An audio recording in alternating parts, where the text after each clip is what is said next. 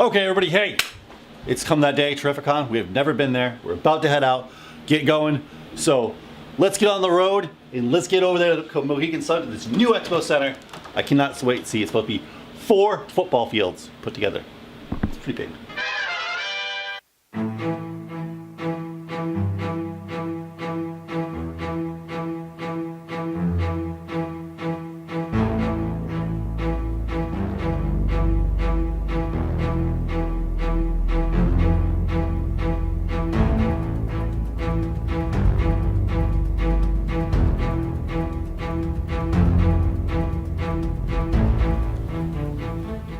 So we're on our way to go to Terrificon. I'm excited because I can't wait to see what they have in store for us.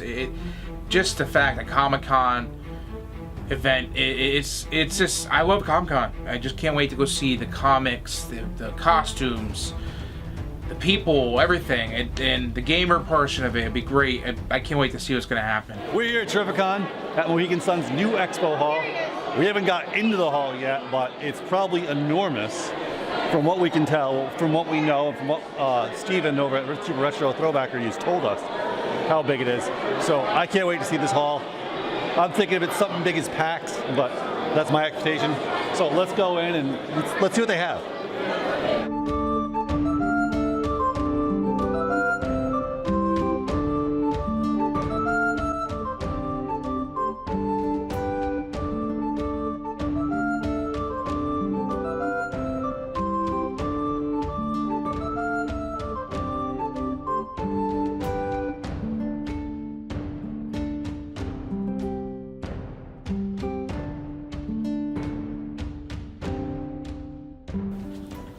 So this was my first time going to the convention with the getTekt crew. I had a blast. I really wish I had my Spidey costume, but that hasn't came in from China yet. Oh no, it was pretty cool though. A lot of comic books. Oh my god, it was like a huge comic book store. I was like a kid at a candy store. So yeah, like right when I walked in, and they had some cool displays and everything, and a couple of people asked me to sign a birthday card for Superman, but I was like, nah, he's not my Spidey. You know, maybe if the convention was back in August 1st, and yeah, it'll be something for me to sign. These are all made by me. Don't come from China. Somebody came in and goes, oh, I saw those in Hobby Lobby. I said, no, you didn't. That's the reason why I made these, is because the first one I went to Hobby Lobby, my wife says, well, we'll let you get a superhero thing. So this one guy who does really cool looking shadow boxes, basically I'm pretty sure he does scans of comic books and then takes actual like really expensive comic books and put them inside shadow boxes and takes the scans and makes like a small storyline so you know what that comic book's kind of vaguely about, with it still being up on the wall, which is an awesome concept. And he said he just started doing it for fun. His friend came over one day and was like, holy shit, this is awesome. Like, where'd you get this? And he made it. So now he sells them and it's his like full-time job. I mean, I can't believe, like, just amazing. So there's a lot of cars at this convention, and I'm looking at them. At Flintstone's car there. I'm like, all right, cool. And then I saw Batmobile. I'm like, oh, that's sweet. And then I saw Supernatural car. I'm like, oh, I want that. Herbie, whatever. So then I also saw that Bluesmobile. Herbie's awesome. Yeah. Whatever. Love Bug. Who cares about that? You know what the best car there? You know what it was? The Bluesmobile. The freaking Bluesmobile. Come on, you had the hats right up there. You had the sunglasses. You even had everything in the back seat. My God, it's like John Belushi just left the car there and just there. Oh my God, yeah, Bluesmobile. It's on the Blues Brothers. So Tony Camper, this one's for you. Yes.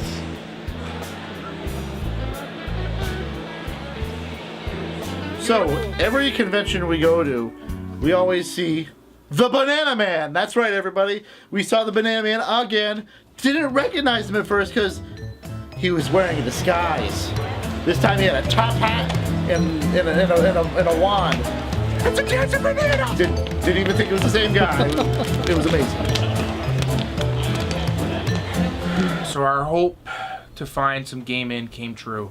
I went to the gaming area. I was hoping for a little bigger section, but I mean it was good. It was good enough to have there. They had a whole Fortnite section, which we just kind of ran past because who wants to play Fortnite? And then we go to the little gaming section, and I'm like, oh look, there's Rock Band.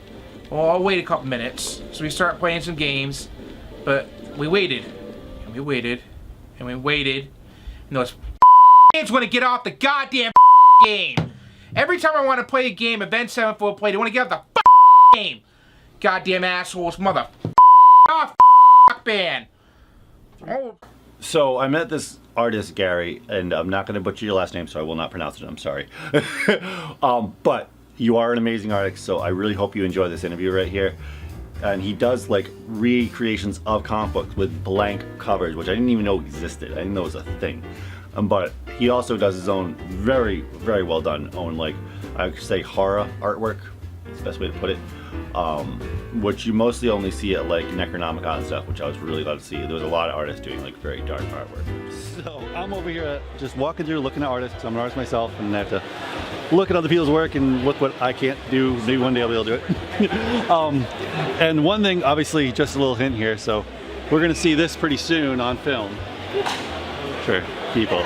So I'm over here. So let's get a little info from the artist of what he does, where you can find his stuff, because that's what people want to know. So, hi, my name is Gary Deslauriers. I'm a portrait artist by nature, but I'm into the whole pop culture scene.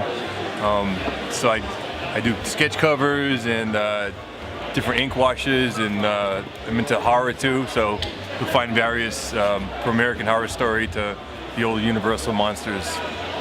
So you have prints. You can get them on your website? Website, yes. Maybe I give you a card and you can like. I got a copy of your card. Might be easier that way. But on Facebook, look for Art of Gary Deslauriers, and Instagram is Ride, as in bike ride, Ride3932, and that's the same as my Twitter handle. Okay. Thanks, guys. And so you guys know, links will be below for all these artists. You guys want to check them out, be sure to do it. So while we were looking around, there was a lot of artists. Terrific art and everything. I was talking to a couple of guys. One guy would sketch and the other one would do the inking. And I was asking him why, and he said that he was colorblind, which really shocked me because I'm also colorblind and I paint too. So, and then I was like excited knowing that there's other colorblind artists that are actually out there. They're not just me and Van Gogh. So that was pretty cool. So I'm over here just browsing around. As you know, we've been walking around Terrificon, and I am a book nerd. You guys all know that. And I also love anything demons or fantasy related. So we ran into a local author. So Jack Holder, who's first one I saw was obviously the cover because I just love art. Demon Riders, and I could explain it, but I think the author will do a much better job than. Thank you so much. Yes. So, Demon Riders is the first book in the series, a fantasy western. Harsk is a grizzled old legend, respected throughout for his ability to get the good work done, no matter what the cost is. But when he takes in a young girl who gives birth to Kate Demonborn, everything changes. He has to reevaluate his entire worldview, as Kate has to come to grips with her own identity.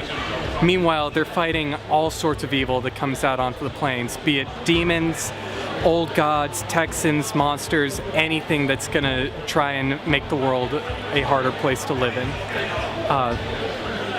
New prophecies come to light affecting both of them, and they just hope to make it through the next day and go to bed thinking they did something good. So one thing I gotta ask though, only because my bookshelves are so full and I'm always constantly giving away books, is it available in ebook form? Yes, it is. It is available on Amazon Kindle, so you can totally find Demon Riders there. Yes. So this other book over here.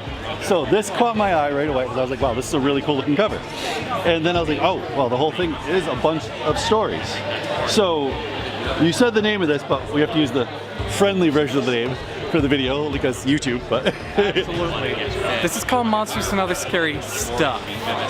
It's a celebration of all things to go bump in the night. You've got the funny, the quirky, the terrifying, the downright abstract, everything in between. You've got stories like B is for Beer, a different sort of adult set Sesame Street character. You've got stories like The Mirror, which is an abstract horror movie. Our editors, the first story is called Go Fish. A intrepid adventurer trying to save a princess from a monster, and they're playing cards. They don't want to be rescued. They don't want that going on. Why are you even here? What was the point? And he thinks he's like some valiant hero, and they're like, you can go. No, you can just go. You can go. So that's awesome. It's supposed to be for a day. So, obviously people can find you at the website, right? They check, and you're on Amazon, you said, as well? We are on Amazon, mostly Kindle for that. So if you want to find our books as well, you can track those on our website, or come to the many amazing cons that we do throughout New England. We try to do as many as we can. And then this artwork. So you said you hired, you got a local artist from Maryland, you believe you said? So this artwork is absolutely stunning from what I've seen. So I pride myself on knowing what I can't do and finding some of the best artists that I've really been blessed to find. We have people like Eric Muller who did the interior artwork for Demon Riders, but we've also got people from the Philippines, from Brazil, Russia, here in the States as well. The Demon Riders cover is from a local artist in Vermont named Alana Fletcher, who's still a student. Phoebe Herring did the cover for my other book, Dealing with the Apocalypse. She teaches art in Falmouth University in the UK. So you got the mind to write the story, and they have the skills to make it come to life as far as pen and ink. I'm so happy with the people that we've been able to find. In every book that we produce, we also try to do an About the Artist page, so no matter what, you would be able to find these amazing artists, what they do. We put up their websites where you can find them as well. So, just before we close out this, I found something that describes me on every one of my Fridays after work. So, this is like perfect, and make sure to check out the links below for Jack Holden, all this stuff, linked, what do you call it, who the artists were, this wonderful book, the book of stuff, because we can't say the other word. So, Mr. Q had a little talk with Devros, and boy, he was very angry with the doctor. He was saying some mean stuff, so you better watch out. They're after him. So, one cosplay was absolutely amazing of Devros. Holy, I couldn't believe it when I saw it. And at first you see a cosplay and you're like, okay, that's a pretty cool costume. Then they start talking and you go, what? He can do the voice too? Yeah, remarkable. We seem to have found the leader of the Daleks. They're hiding here over at Terrificon. Where is the doctor? Yeah, the doctor. I hope he is not here. What questions do you have for Davros? What's your next conquest? How are you gonna one-up the doctor? Destroy the destroyer. Why else? He has thwarted our plans time and time again, simply because of his compassion. Enough! It is time for the Dalek race to conquer the universe and set our rightful place. You heard it there first. Better be ready. They're coming for you.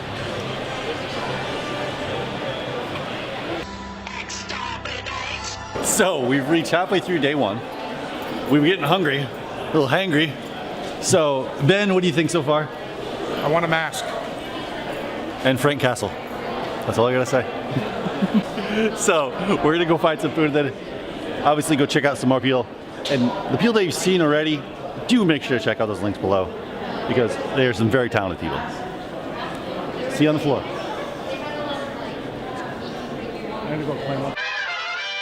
So we got to sit in at a panel for podcasting. Great panel. The people that ran it were great. One of them was a friend of the show, Super Retro Throwback Reviews. And we also made friends with a couple of the other people in that panel. But I feel really bad for the Boy Scout in the corner that had to deal with all their rambunctiousness. How many is that? This 8? kid is like, I gotta get out of here. He's gonna go. Who is someone picking me up, taking me home? Mom's gonna call you later. Oh, they're Oh here. boy. They're gonna go outside. How was that podcast? What the Mom? Stop talking like that. Damn. Where's my mac and cheese? That's coming in like 4 years for him anyway. 4 more years for me there. You work at your person badge. Oh, sorry. I'm gonna ask him, and you can go down the list here. No, actually, we're gonna start with Carly. Okay. Yeah, because she's right next to me, and the hell with you. Thank you, sir. At that point, yeah, the podcast wasn't started. Our previous podcast, Beat Podcasters, had moved how us it happened, into yeah. someone we knew that worked at a radio station said, hey, look, would you guys like to do this? So that was a situation we took advantage of, was we were able to now do live radio as well. True, which also has given us the Opportunity to meet a lot of people. Not just to meet them, but to get them on the show. People that you would Steal never their think- wallet. Shut up. Yeah, we did. We had The biggest beneficiary thing I think with the podcast for getTekt for us is collaboration. I think that's the biggest thing that needs to be done a lot with. Like we did with Super Retro reviews, throwback reviews. We did with him, and we're trying to do more with him eventually. You know. I think collaboration is probably the best thing for any kind of channel to grow. Yeah, I mean, we didn't know Jerry before this year. We did his show. He subbed for me on the radio show once. John can't make it on the radio show. In a couple weeks, he's subbing for John. I mean, it's awesome that we've met people that we can work with, and you know, the show still feels, you know, it might be different than one of us isn't on, but it still rolls the same way. Yeah. And that was what CT Pod Squad was all about when we were brought on to. We were all good. we're all brought on to grow and share our stuff You all and get thought feedback. That's And that was Jeremy's the main date thing trying with to run. CT Pod Squad. So, I want to thank everyone who came out. Also, thanks to Terrificon for letting us share our podcast and knowledge with all of you. That's right, we're almost out of time for day one. But have you ever needed a magnet? A pop culture magnet? Or a gamer magnet? This is like... like, we have a wall of any kind of magnet in pop culture you can think of. So like... So, we've reached the end of day one. We're about to head out. I think Ben is cheersing his way out the door. And we got Thanos. Morty, I'm scared. And unfortunately, when we first got here, we found out we all sacrificed ourselves Except me. for Ben to live. So here's a little magic trick. Maybe you can do this in editing. That's right, guys. I own getTekt. This is a day one of Terrificon. I hope you enjoyed what you saw. Get ready for day two coming up tomorrow. Yeah. I snap and disappear. My show, my car. Well, I don't know how to drive shift. Shit. Help. Help. Oh, God. So it's late, we're all tired, we're on the way home, and freaking Ben and John in the back playing Rick and Morty again.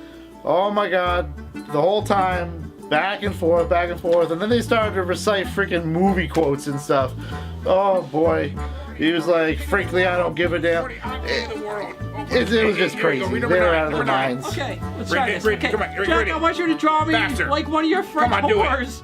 Oh, jeez. Oh, I'm that girl. Morty, it's girls. What the hell is your problem? It's not Jessica. Oh, jeez. God damn it, Morty.